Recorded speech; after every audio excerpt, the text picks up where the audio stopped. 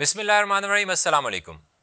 Walk your talk reputation की series में हमारा अगला टॉपिक है थॉटफुलनेस या समझ, कि आप सिचुएशंस को समझ के उसके मुताबिक बिहेव करते हैं या जैसी आपकी तबीयत है उसके मुताबिक ही बिहेव किए जाते हैं।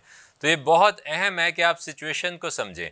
जब कोई लोग डिफ़िकल्टी में हों तो उनकी हालत, उनकी सिचुएशन को समझें, लोगों के साथ काइंडनेस या मेहरबानी के साथ पेश आएँ।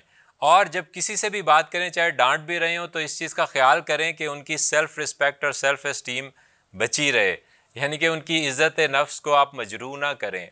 उनसे इस तरह से प्यार कर बात करें कि उनकी इज़्ज़त कायम रहे, वो अपने आप को बेहतर हालत में महसूस करें।